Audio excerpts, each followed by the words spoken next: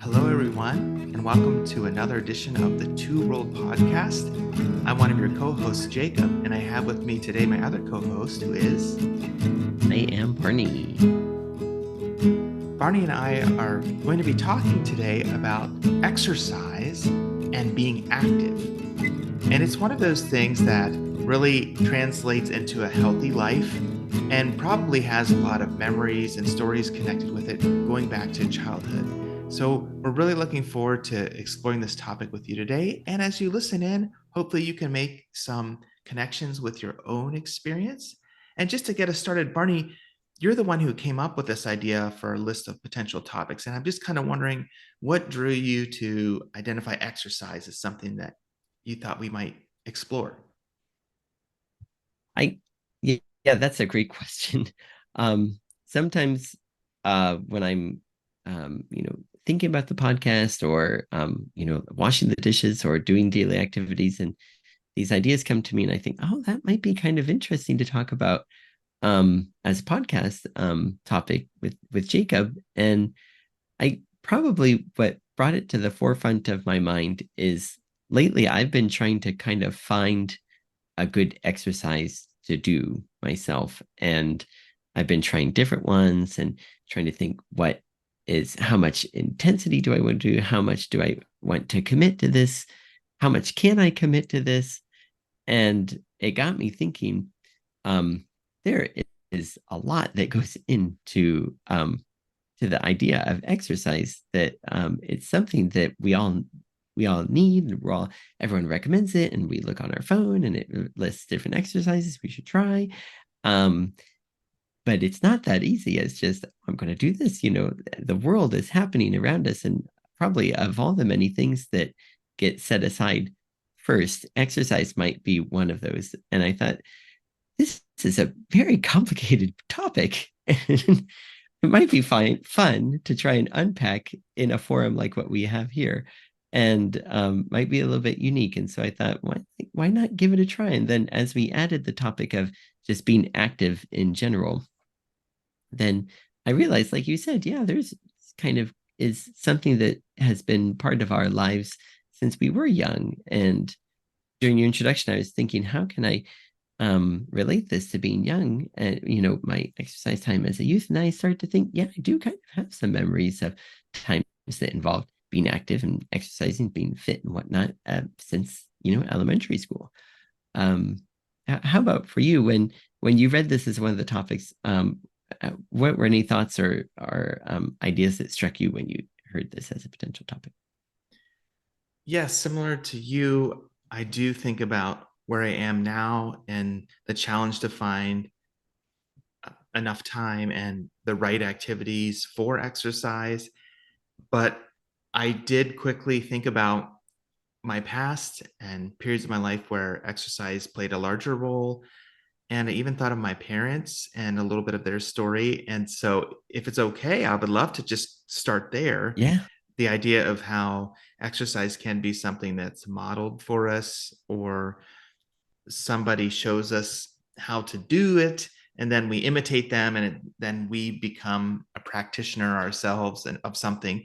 And so, um, I just want to share a few pictures here to get us Hmm. started. So this Oh, wow. muscle Whoa. builder Yeah. in this photo Wow. is my dad when he was a No way. teenager and Whoa. young adult, um, kind of emerging into adulthood there. And he really got into bodybuilding. Yeah. And um, I think at the time you could get magazine. Well, you probably still can, but Yeah. back then the sport was newer, and certain like magazines were coming out about it, and he started reading um, those, and he got his own weight set at home, and Oh.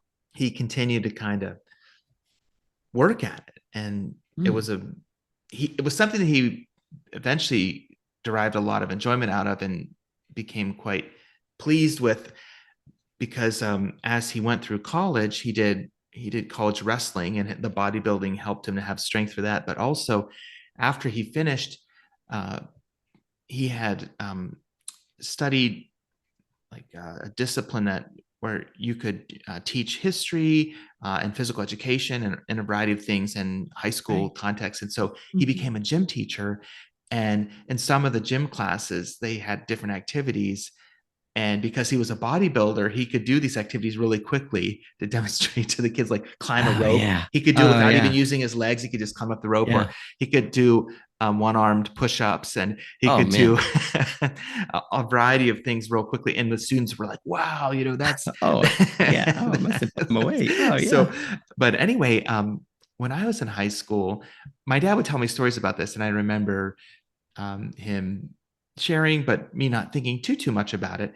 But then when Hmm. I was in high school, he started helping me lift weights a little bit because I got into track, um, and I was doing soccer as well. And so, particularly for track, I wanted to have more upper body strength just Hmm.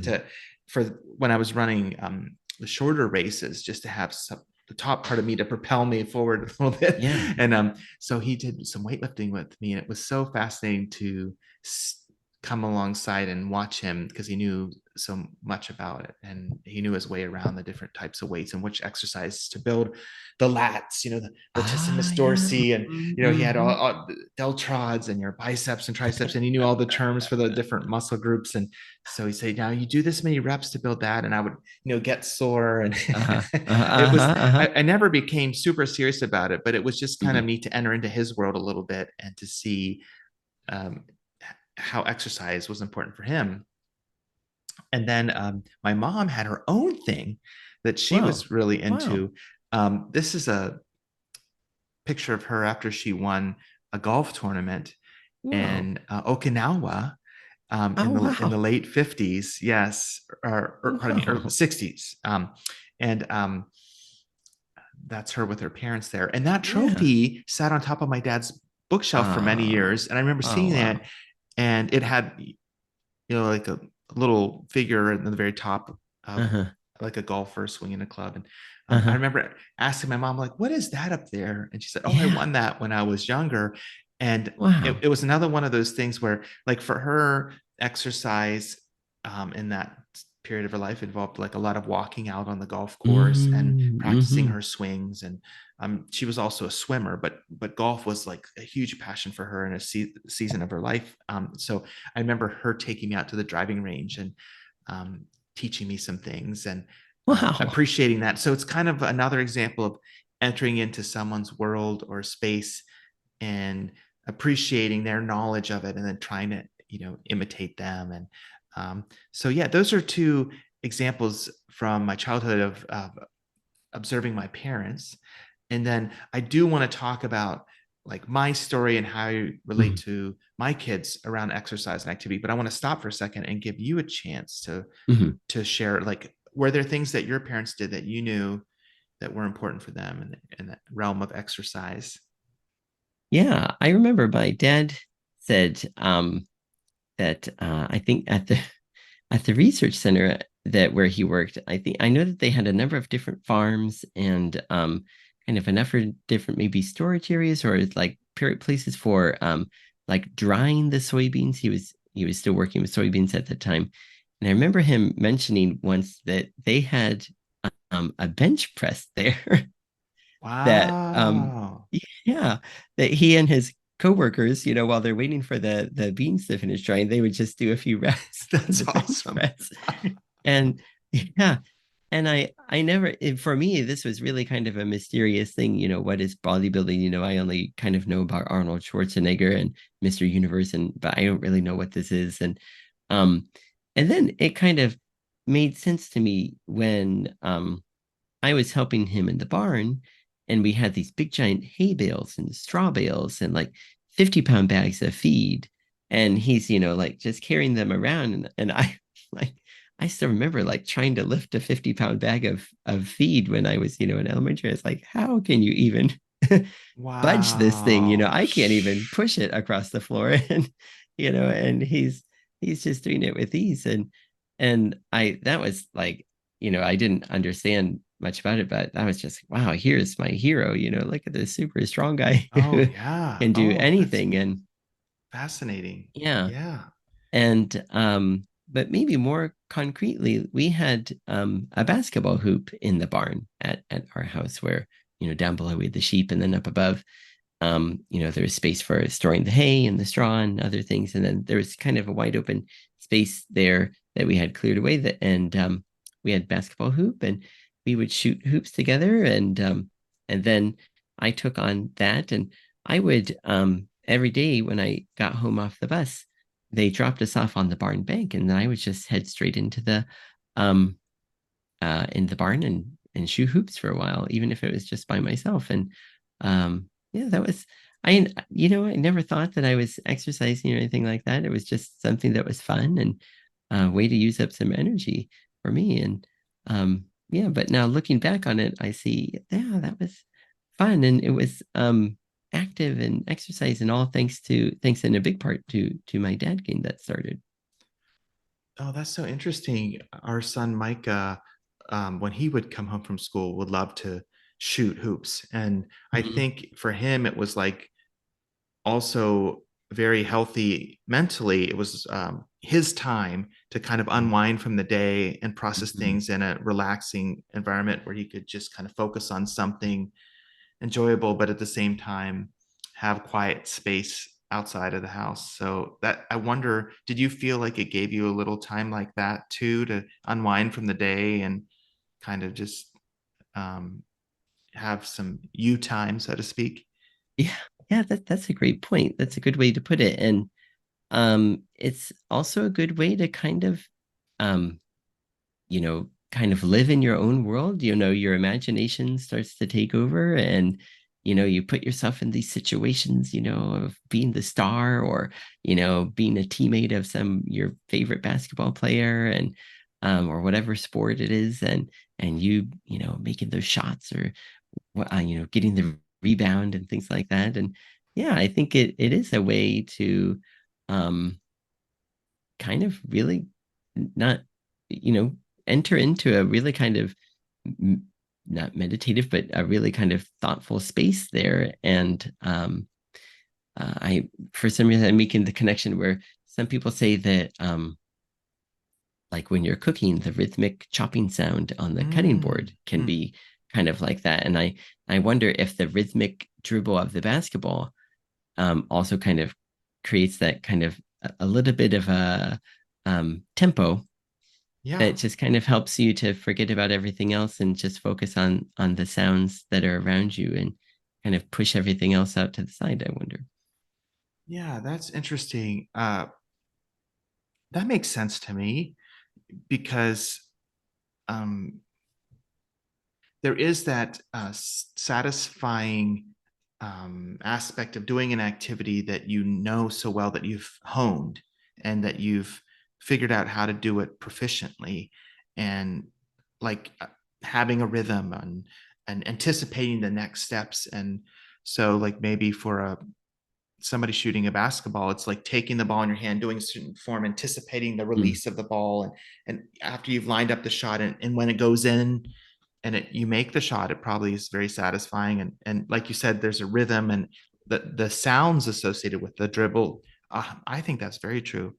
Um, mm, maybe another point of connection too is, and this is a little bit more abstract perhaps, but viewing the activity itself kind of as a metaphor for something larger that you're going through in life. And so let me explain what I mean by that. yeah. um, I want to share a picture while I do that. And Okay. so this is a picture of me when I was in high school on the Oh, track team. I ran on the 4x800 meter relay and also on the 4x400 meter relay. So um, a mid-distance race, right. really for both of those. I guess the 400 is still it's close to a dash, Right. but the 800 is definitely mid-distance. But that whole idea of carrying a baton, passing a baton, being part of a team, and pushing yourself. Um, I had never been an athletic person before high school. I had participated in sports and enjoyed doing them and being out with friends, but I wouldn't say that I had ever landed on a sport that like really Mm. grabbed me, or I felt like Mhm. I can excel at this. Mhm. And it was in high school when I started running. I had some friends who were into soccer and into running, and I just kind of observed them and saw how much joy they got out of both of those. And so I started doing both of those myself. Excuse me. And I started losing weight and getting in shape. And for the this is the best shape I was ever in my life, probably in this Mhm. season. And it felt so energizing and encouraging. And I started to think when I would go on runs, I would think about things that I was struggling with, whether it was with my studies or Mhm. like maybe there had been a conflict in a friendship or something like that. Or even sometimes I would think of my own faith, and then I would somehow, while I was running in my mind, I would say like this race today that I'm this particular time that I'm running, I'm going to think of it as I'm kind of working out that issue. Like as I Mhm. persist in my running, I Mm. want it to be like a metaphor for I'm persisting through these other areas of struggle or hardship or adversity.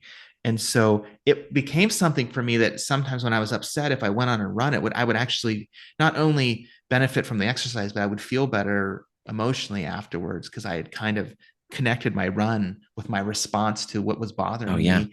And Oh yeah. I remember coming back to this idea later in life, even after I kind of had become less active and wasn't as serious about running, but I was in a doctoral program and I was still in the coursework phase, and it was um, rigorous and it had lasted for quite some time. And I wanted to, move on and be in the writing phase for the dissertation. And I kept thinking, like, oh, there's so much left to do. And so I went on this really long run. This is when for a time, we lived in Defiance in Katie's neighborhood. And I ran around this 4 mile square.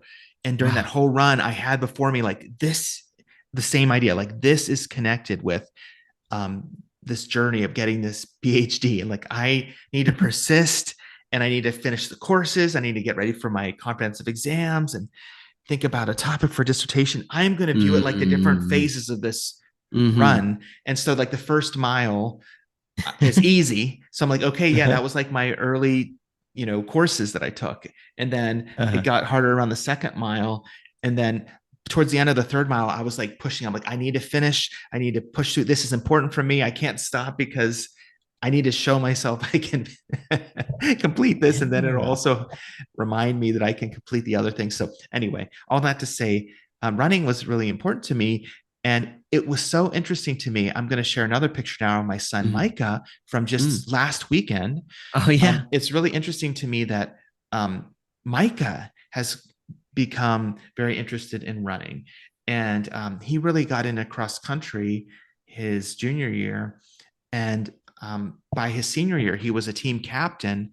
And it's something that brought him immense joy. He loved being connected with his teammates, being a positive encourager, but he also liked to push himself and um, to train hard and race. And so this is a picture of him running there at the nature preserve at Bluffton. And it was so neat to go and cheer for him and to see a version of what was so important to me.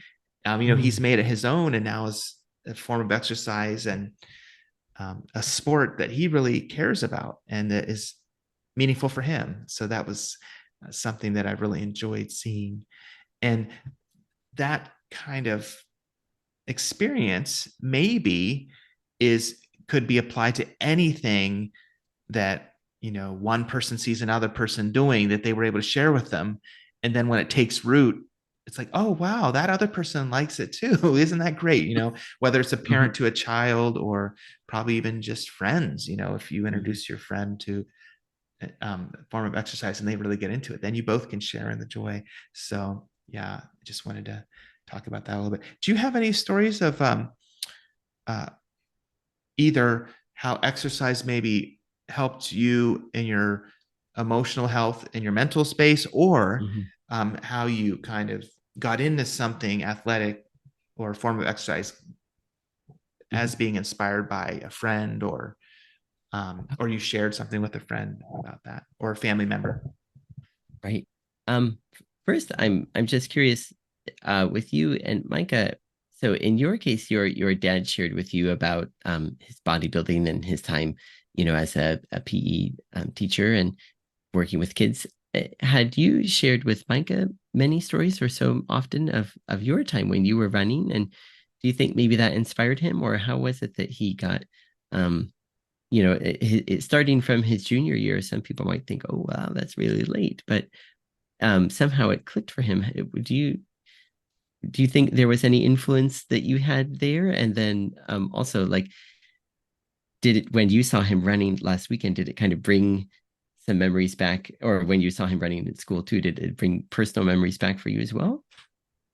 Yes, definitely. And to kind of speak to this very specifically, I have another picture actually that I want to share. Awesome. But so Okay, that's so cool. when Yeah. Micah was young, Hmm. there was an event at Kingsway Christian School called Family Fitness Day, Hmm. and this is a picture from one of those events. And this particular year, Jamie Jennings Martin, who used to go to Worcester Mennonite Church, was running in the race, pushing her twins. Or Oh no, boy. wait, maybe was it her twins? No, maybe it was just Kylie. She's pushing her daughter Uh-huh. Kylie in a stroller as she ran along, and Oh um, wow. and so I was doing the 5K as well that year, and Hmm. Micah and Aubrey made little signs Hmm. for me. Go Yeah. Jacob, and go. The other one says go Dad. Oh, okay, I gotcha. I gotcha. Spelled Okay, I can in a see. unique way, but or Yes, no, yes, go yes. Daddy. Excuse me, go Ah, Daddy. that's That's it. it. Yes, yes, that makes sense. But they also participated in Family Fitness Day in a like a sprint around the field, and they Oh. both got medals. Like they ran so quickly, and it's not something they trained for, but Sure, they sure. participated in it, and they felt so good about that that they Mhm. had that positive memory in the back of their mind with running. Mhm. And then I did tell them stories over the years related to how much it meant to me to Mhm. get into running when I was in high Mhm. school. And they knew my story that when I was younger, I was overweight and kind of struggled to do athletic things, and how high school was such a special time. And so Mhm. I think maybe that was part of the story a little bit in the back of the mind, like, oh, Mhm. when I was young, I had this great experience running. I know my dad really liked running. Maybe I'll try it out. Maybe it'll be Yeah. meaningful to me. So Aubrey also did run cross country. And I think that, she enjoyed it. I think for Micah, it was more like captivating. Like it Yeah. really resonated with him. Mhm. So there, if I can make another connection too, Mhm. I think maybe a little bit more of consistent passing on of interest in exercise was from Katie to the kids. And I'm going to share a little bit another picture here. Yeah. Um, Katie was a swimmer from elementary school through high school Oh. and has continued to swim ever since, not competitively anymore, but just for regular exercise. Mhm. And Mhm. she really felt strongly that it would be helpful for the children to have the same experience. That it's a good form of exercise because it's low impact. It's something that you Yeah. can do all throughout your life, and it's one of those sports where, in a lot of ways, you're racing against yourself. You're trying to do your Mhm. own um, personal best to beat your own record. And so there's a lot more emphasis on that. So there's a lot more cheering for other people, and it doesn't feel quite sometimes as adversarial as some in some sporting Mhm. situations. It can Mhm. feel like Mhm. people are really battling against each other, but Yeah. often in swimming, it feels much more like there's this constructive culture. And Katie also mentioned that swimming really helps people develop a positive image of their body, because there they are, doing these athletic things and pushing themselves to perform, and then they can get a sense of the amazing things that their body can do in the water, and they can Mhm. see all the different body types at a swim meet, and Mhm. everybody's doing the same activity, and it kind of, just because people are there in their suits, it kind of takes away some of the like societal imaging that we often Mhm. get, where only certain body types are appropriate, and just the diversity of people at the swim meet can just give people yeah, more healthy appreciation of their own physical um qualities, and like, so that was really interesting, and I think there's a lot of truth to that, just being an athlete, being comfortable around other athletes. And so anyway, long story short, ever since the kids were small, we had them in swim lessons, and then eventually they joined the swim team. And here's a picture of Katie swimming with Aubrey in the pool, Hmm. in a pool there. And then just last year, Aubrey has continued to swim even past the Wow. YMCA cutoff Yeah. time. And since Central doesn't have their own swim team, Right. Aubrey got special permission to represent the school at at meets against other high schoolers. And Wow. she has a coach from the YMCA who's working with her. And so it was something this past year that was very encouraging to see. Her school actually posted this on Facebook right before she went to Wow. one of her big meets. Oh, wow. Um, and it was just really encouraging to see something that was important to Katie then be picked up and carried on by Mm. Aubrey. Micah did it as well. He swam, but he didn't swim quite as long as Aubrey. It maybe didn't Uh-huh. resonate with him quite as much as it did with Mm-mm-mm. her. Just like it was the case with the running for him, earlier, as I Mm-mm. mentioned, resonated with him more and less with Aubrey. But now Hannah's starting to swim as well. So Right. that's really exciting to see. So anyway, um, maybe that's another example of a parent who passed on Yeah. a love for a sport and really was able to articulate to their child like how it could be beneficial to them. You could do this your whole life. It can give you a more positive image of yourself and healthy view of others, and um, you can make it your own, which Aubrey did. And so, yeah. Oh, that's amazing. It's so neat how it must be so neat as you and Katie are seeing kind of the path that your kids have taken and now continuing this habit of exercise and working into a sport and part of their studies as well, and to see that uh um to see that kind of grow throughout all of the years, it must be pretty rewarding, I would think. Oh yeah, for sure.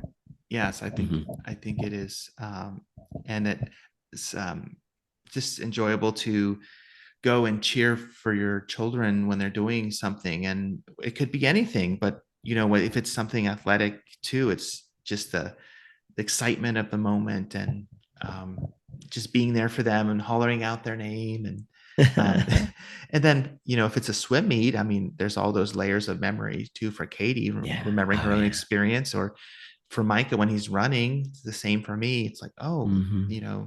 I mean, it's his thing now and the focus is on him, Hmm. but it Hmm. connects with Mm. my memory and my experience of it too from my life. So it's special. Yeah. um well, Barney, um as you kind of are thinking about like, exercise, as you said, is something you want to pursue now. Hmm. I was going to ask, are there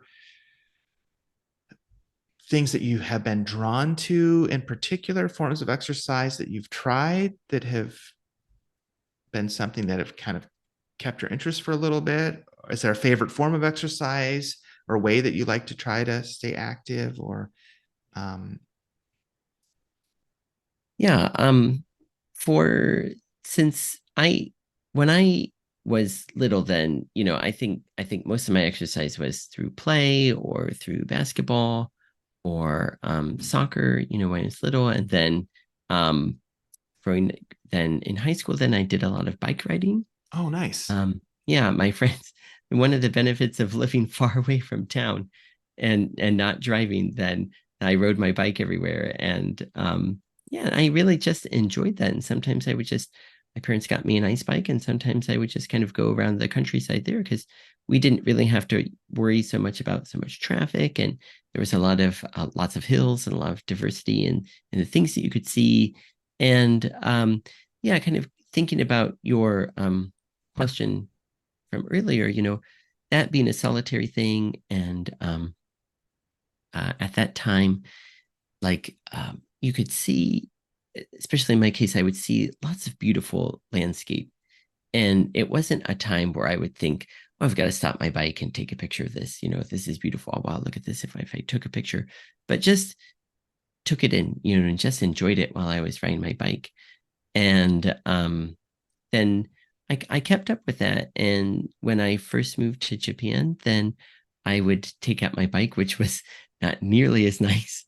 It only had 3 gears, and and I would bike along this long, long path that they have. They have lots of nice bike paths here, but then I noticed the beauty, and I thought, oh, maybe I'll stop and take a picture.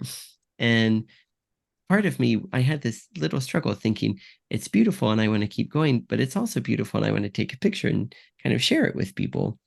And so sometimes I stop and sometimes I wouldn't stop, or sometimes I think, I'll take a picture again, you know, um, later on, maybe another time on the bike ride. And it is kind of nice that I did stop to take the pictures, because then I have kind of over the years that I lived in that area, I have pictures from different times of the year, of the same kind of landscape. And you could kind of see how it changed by season, and also as it changed over the years as kind of development happened, or things shifted, or there were improvements made in certain areas. Um, and and that was interesting too. And the neat thing about having photos is you can see the date that they were taken, so you could kind of line them up as to oh yeah, this was also a summer one, or oh wow, I really tended to take a lot of bike rides in October for some reason, and kind of just reflect on that. So the part of me wanted to keep riding as a form of exercise. I always tried to do uh, uh, 8 kilometers out and then 8 kilometers back, because then that would be 10 miles. And I thought, well, I want to get, good exercise in, but wow, this is so beautiful. So I was always torn in between that. And even though I kind of took the same path a lot of the time, it was always interesting seeing different things. And not many people were ever on the bike path. And so it was again a time that kind of I could think back. I could kind of compare with when I was in high school, that just being solitary, being alone, being able to think about other things, um and again imagining um going through rice fields, or going through little farms, or going by canals or rivers, and thinking, um what about what here's some people fishing, what are they doing, or what do they grow here, or things like that. And um yeah, I really appreciated having that kind of individual time. So probably similar to what you were saying, that I'm not very competitive at all. So I really appreciate, more than team sports, I liked basketball, and I liked soccer, and even flag football. Um, but I always have gravitated toward the more individual things, like running, or then lifting weights, which I also started when I was here in Japan, or what I've um, kind of been into now, um, kind of like exercising with people on YouTube. Um, so certain people on YouTube have videos about cardio exercises. So and at my age, instead of really focusing on lifting weights and maybe pulling a muscle or tearing something, or something that maybe I don't want to do anymore, I'm more focused on how can I get my core muscles stronger, or how can I just sweat a bunch, and try and kind of cleanse myself that way. And it's fun. I find that a lot of fun. And sometimes like, especially the person on YouTube is someone that Ayako introduced me to, because she found this person's channel during COVID, when we were all spending a lot of time at home. And I thought, this is really fun. It's only 15 minutes and you really get a lot of work out of it. And then we kind of started doing it every day as a family. And even Yuma and Silas would get into it and start doing it themselves. And I was the one who stayed with it the most. And then when they started to want the TV more, then I would just go into my room and like put it on my phone, and do it that way. And then they would pop in, and sometimes they would still join me a little bit with that. But I'm always looking out for new ways to exercise that are kind of short, but because we just have so little time, so short but effective. And sometimes it's jumping rope, even, or sometimes it's actually doing exercise through video games. Some of the video game systems that Yeah. have exercise um, mechanics built into them and different equipment, and those can be really a great deal of fun because they're immersive and there's some challenge and then there's feedback to it. And it's also um, not something it's competitive against yourself as well, like trying to get just a little bit better score, or trying to do to get to like the next level of intensity. Um and that's fun too, that Yuma and Silas, they really enjoy doing that as well. And it's really a calm and um, really encouraging time, because no, we're not trying to outdo each other. If there's no winner or loser, we're all just kind of encouraging each other to get as many points or whatever you can as you can. And if we're doing the luge one and Silas is going a little bit slow, no one says do this or do that. No one's really trying to give him advice, but just watching him enjoy himself and have fun. And then we take our turns and we have fun too. But and then it tells you, you just burned this many calories, and um you can check your progress. And so thinking about being younger and exercising, and then now exercise, especially in this way, there's so much more information, and it feels you gives you kind of the chance to make it a little bit more personal and a little bit more real. Like you can see your results a lot better in it. And I don't know that, I mean, of course, playing outside is still probably ideal, but having this kind of this form of exercise in addition, I think is uh neat, and I think also formative for them now to be focused on, hey, this activity is exercise. This is what exercise is, outside playing, having fun. You're burning lots of calories and you're exercising, but that's play. And then, this is kind of exercise, and it's important too. And I think it's kind of instilling this idea early on that, like you said, in our kids, that exercise is something that we should make time for, and it can be an enjoyable thing to do as well, and kind of rewarding too. I really like what you were saying just now because it demystifies the myth that if there's no pain, there's no gain in exercise. And there is truth to that idea when you're really wanting to push yourself. I guess the harder you work, maybe the more fruits you'll see out of that workout. But the part that is unhelpful is if you apply that metric to all of exercise and all of activity, because if you want to integrate exercise as a meaningful part of your regular lifestyle and your normal routine and something that you will choose to do instead of other things, then you, I think, have to also find forms of exercise that are enjoyable and fun, not just painful, so Yeah. Oh, so yeah. So so true. what, that's kind of what you were just outlining, is like when you take a bike ride, you are working your muscles and it's healthy, but then secondary aspect of that is enjoying all the nature that's surrounding you. And if you're playing an athletic video game, there's the enjoyment of the game alongside the physical activity that you're doing. And if you're doing exercise with other people, there's the relational aspect, so there are these really important parts of it.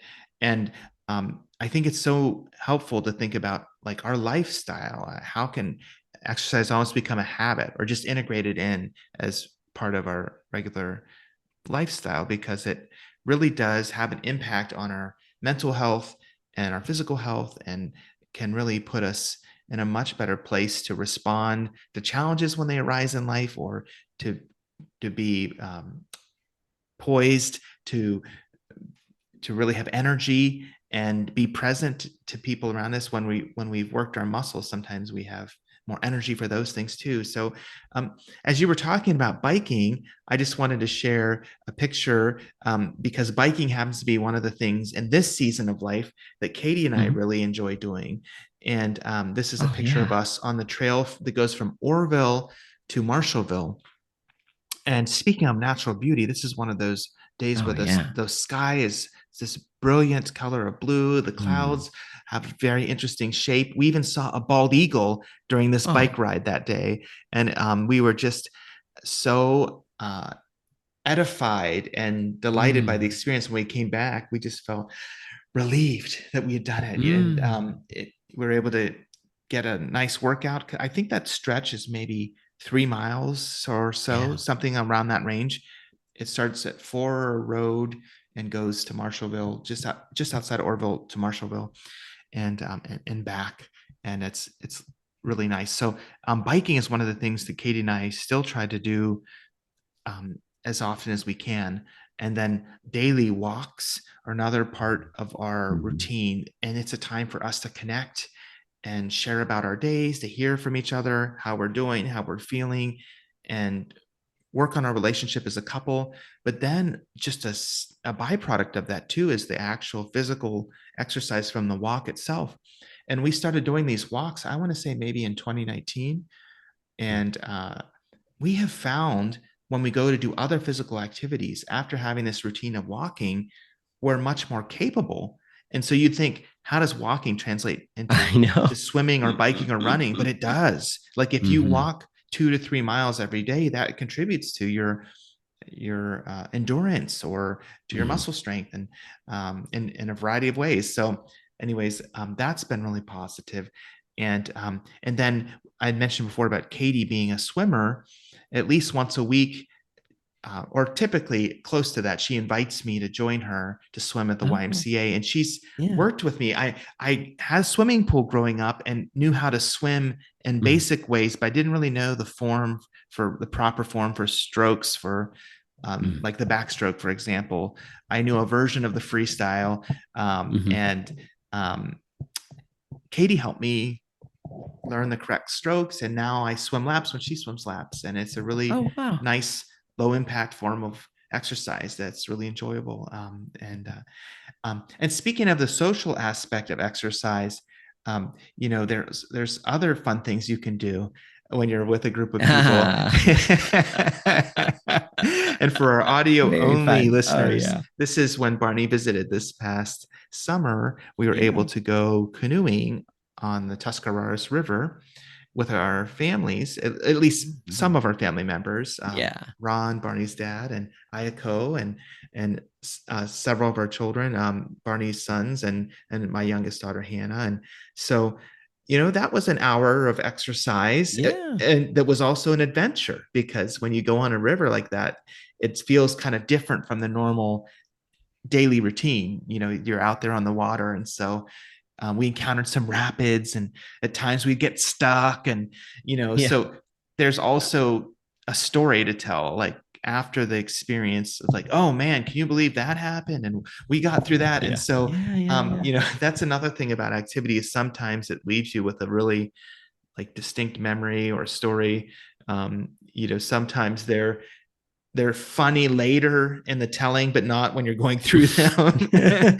Or sometimes they're fun when you're going through them, but the Yeah. whole Yeah. range of experiences. But anyway, I hope that's okay. I just thought I'd throw that one Oh out as an yeah. I example love that. of us Yeah. um, doing exercise together there with the canoeing. So, yeah, one of my most distinct childhood memories, I don't know if I've told you this story before, is when Mhm. I went on a canoe trip with my dad for some male bonding time. Did I tell you this story? And Yes. yes, and there was no current that day. So it ended up being this huge slog, and it took like 2 hours longer than we thought. And when we finally arrived, we like pulled ourselves up out of the boat at the end, and we're just totally defeated. And I said, well, so much for male bonding. And then we just had a big laugh, and then we had a nice meal, and then it became a funny story that we love to Yeah, tell. right. Yeah, that's So, great. but Yeah. Yeah, yeah. boy, you wouldn't expect that. And then with no phones or anything at that time, you couldn't say, we're calling this off, can you come back and get us, Yeah. uh, Yeah. So you had mentioned before, Barney, having videos to watch through the Mm-hmm. internet or YouTube or various Mm-hmm. places that help with exercise. Is there any other technology that you've tried, or like there are different things that will track forms of exercise? Like some like smartwatches or Mm-hmm. even phones can track how many steps you take. Or is there Right. anything like that you've ever tried before? Yeah. Yeah, that's interesting to think about. I'm the person who I don't know what it is about me, but I don't really like wearing a watch. I don't like the way it feels on me. And so for many, many, many years, actually, I just happen to have it here.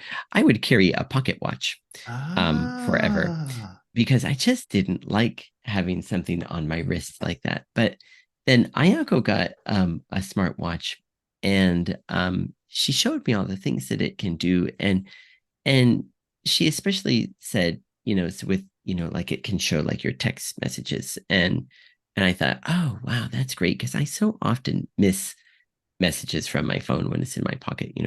Here in Japan, it's always we all always almost always keep our phones on silent mode, just vibration. So you just miss them.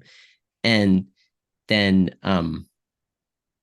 her watch, it seemed like it broke, and then she got a new one, and then they said, just keep the old one. And then we found out we got the old one working, and then I started to use one of them, and I thought, wow, this is really neat. And then I also noticed, yeah, it of course it keeps track of your heart rate, and it keeps track of your the steps that you take, and how far you've walked each day, and kind of calories that you've burned. And I realized that, yeah, this is great. It's really helpful for my classes and keeping myself timed correctly, because a lot of the classrooms, the clocks are not set to the right time. They're all different times. So suddenly you arrive ah. at one class and you're 5 minutes late somehow, but then I Oh, can okay. I can be I can be, just because each classroom has a slightly different clock, but I can keep myself on time, and I can kind of, say to the teacher, we're going by my clock here. And that helped me to see how active my job really is. We have another typical thing in Japan is that you have a health physical every year, and on the questionnaire it says, do you average about 10,000 steps a day? And I knew for sure I'm always way over. And my coworker, she said, oh, I don't know, 10,000. And myself and my boss were there, and we said, "Oh yeah," he said, "For sure, with this job, you clear that easily." And it's true. I get like 14,000 steps a day, just through my daily activity, part of my job. But that is fun to have that, and to feel it like buzz, when you've hit, your goal for the day. And then occasionally when you have a little bit of time to check, the app and see like the kind of, I had a lot of steps this day. And sometimes I think, oh yeah, I had so many steps that day because I went to Disneyland, here in Japan. And, you just Wow. walk a lot when you go to Disney. Oh, And sure. so, yeah, like 25,000, 28,000 steps on those days. And but I really like data, and I really like seeing things, graphed out or, quantified. And so having that is really right up my alley. So like that, and like the Wii U fit thing that I have, like it shows like when you've checked in, and it does like a body scan, and it shows you like your mainly for like your balance, how well you're balancing. That's kind of the main thing in it. Like kind of you set little mini goals of, do you want to increase your weight or decrease your weight or stay the same, and then within what time frame. And it gives little graphs and tracks that, and that kind of thing is really right up my alley. And that has helped me to stay to stay involved in keeping exercise like this, aside from my work, as part of my daily, as much as possible, my daily activities, squeeze it in as much as I can, at least a little something. Oh, Do yeah. you subscribe to this kind of idea of, smartware that helps you to, um, track your daily activities and walking and whatnot. Yes, I think it's great. I don't always use it, but I have used it at times and found it helpful. There are several that I've looked at and used. One of them was actually a program that would track with GPS tracking. It would track the route of your walk or your run. Mm-hmm. And that one was really neat because Katie and I would do these walks around our neighborhood, and we didn't always know the Oh yeah. distance. Like we knew the time frame that we were walking, and we had a sense of our pace, but we didn't always know the distance. And so it was nice to have it spit out numbers like 2.5 miles or Yeah. this or that. The only thing was this particular app had, and I didn't quite figure out how to turn it off, so I stopped using it eventually. But every mile, it would have this computer voice. So it'd be like, "You've gone 1 mile," and it would be really loud, and it would like give haptic feedback when it would do it. So it'd shake, and I'd be in the middle of a conversation with Katie, and I'd be like, "Ah," so that one was kind of, you know, um, something that was the negative aspect of it. But then, Yeah, um, really. Yeah. but then I also have used activity trackers because part of my journey right now in life is trying to be more healthy in general. So that also involves diet, because diet and Mm-hmm. exercise complement each other really well Oh for yeah. a healthy lifestyle. So I track, when I'm on top of my game, I'll track the food that I'm eating and the activity that I've done that day. And then that gives you a fuller picture of health for that particular period. So there's right now I'm using the Weight Watchers app for that. I'm participating in that program and liking it. And previously I had done something through Altman. They had an Altman weight management program, and they just actually closed it down in August. So that's why I switched over to Weight Watchers. But a big part of that, every time I'd go and meet with a dietitian, she would talk with me about my activity level. So I got to think about exercise, and having that tracker was a nice tool. So I definitely would give 2 thumbs up for that, for sure.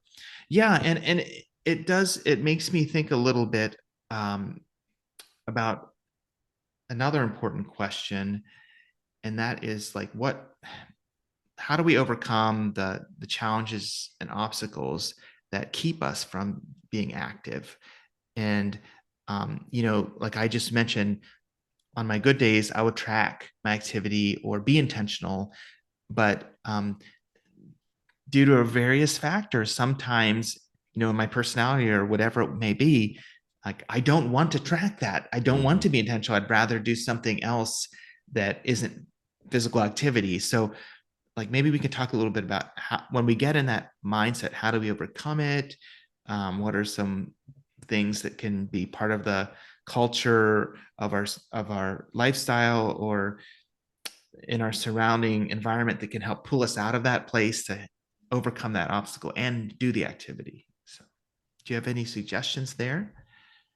Yeah, that's a great point. And for some reason, it must be exercise is one of those things that it's easy to make excuses about. Um, and sometimes, yeah, they're really valid. Like sometimes we've had a long day at work or a long day with our kids, and we're just too tired. If you don't have the energy to exercise, then it's just that step to get started.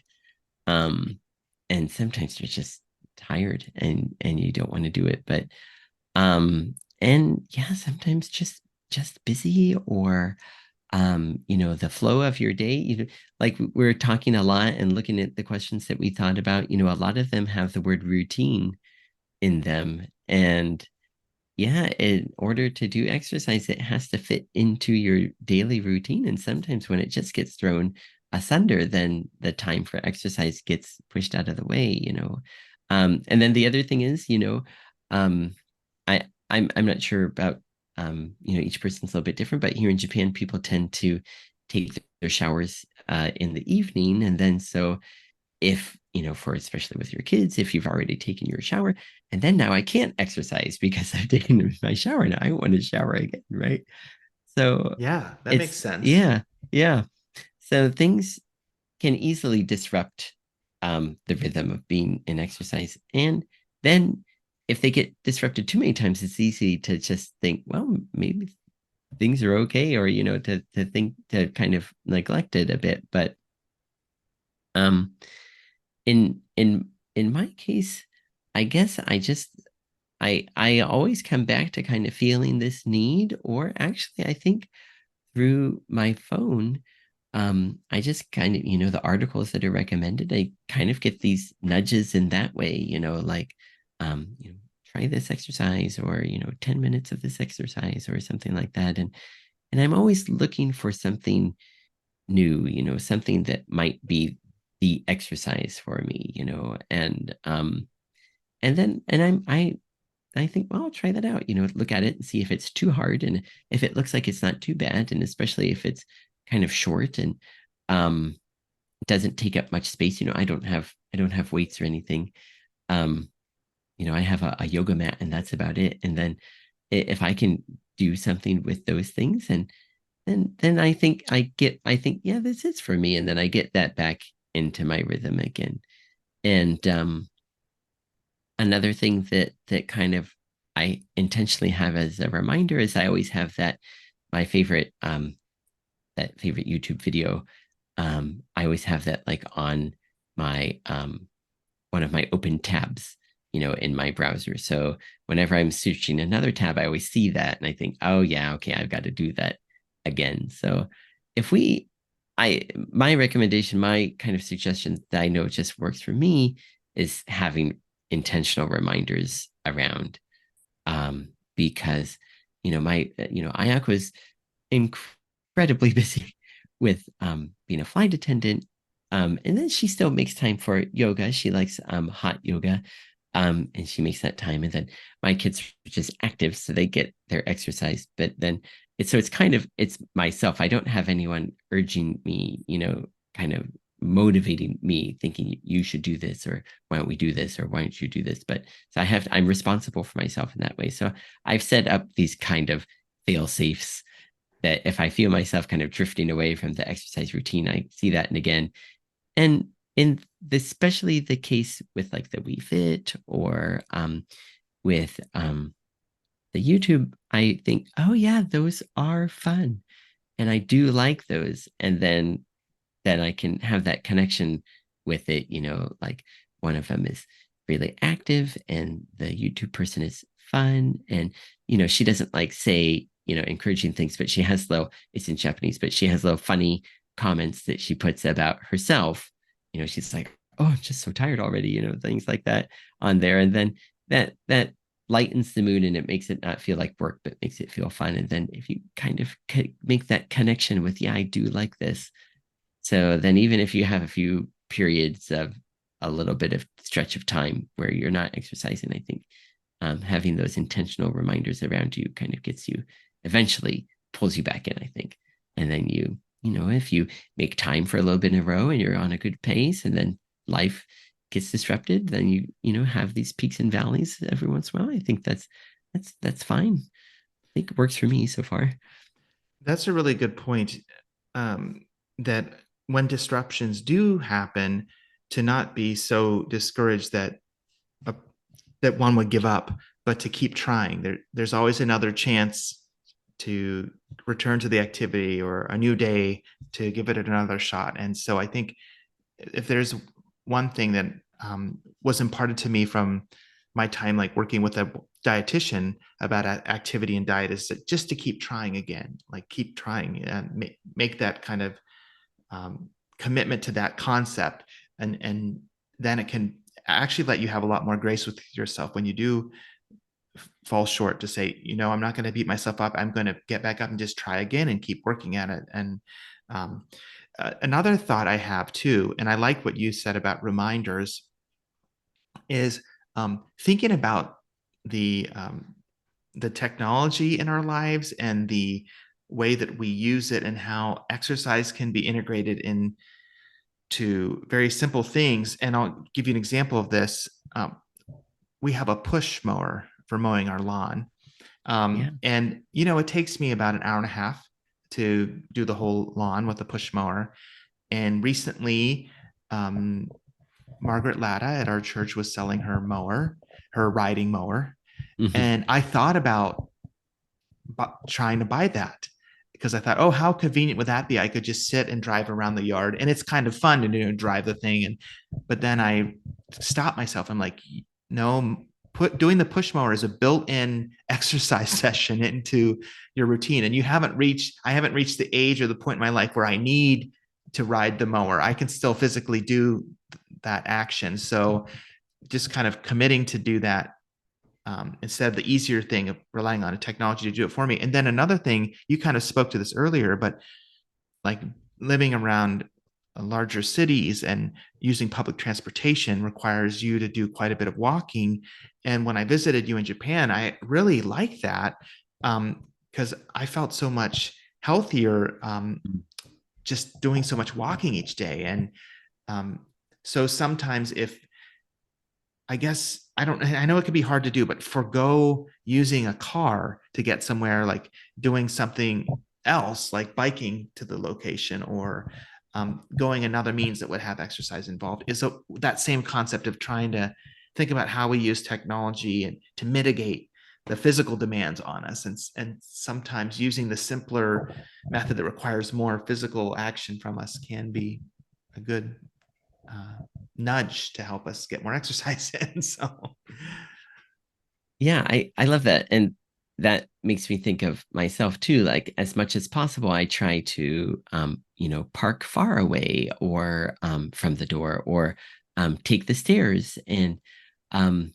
there is this fantastic concept that they have at the city hall here.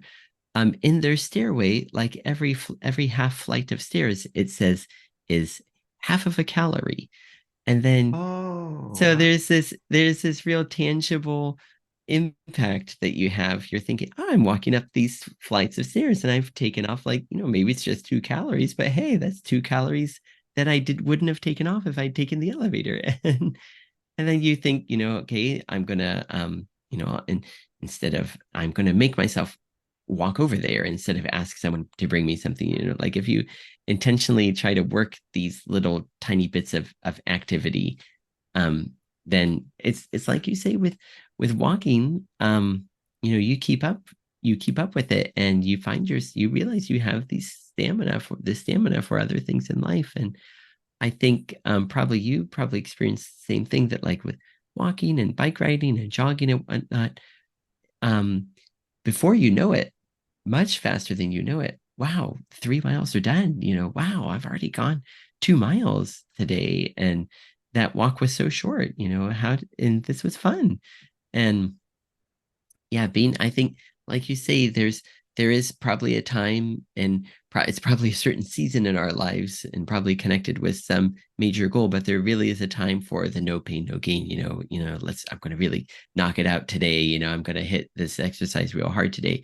There's really a time for that super locked in focus intensity. But aside from that, I think like the exercise that is repeatable and like with people, or with yourself, or with some kind of feedback, it's fun, and you're exercising without even realizing what you're doing. And yeah, that's the kind of thing, the kind of habit I think sticks with you, and um and is has so many added benefits to it as well. I agree. Yes, very true. Is there anything else that you would like to address before we close this episode? Okay, yeah. Wonderful. Then please feel free to close for us. Yeah. Yeah. Thanks. We are happy that you joined us today, and appreciate you coming along with us for this topic of discussion on exercise and the many aspects of it that we uncovered ourselves today. And I'm sure that you guys everyone out there has a lot of other ideas of exercise, personal stories. We'd love to hear them in any way. And we hope that you are excited for our next episode, as we are. Today, actually, is episode number 75.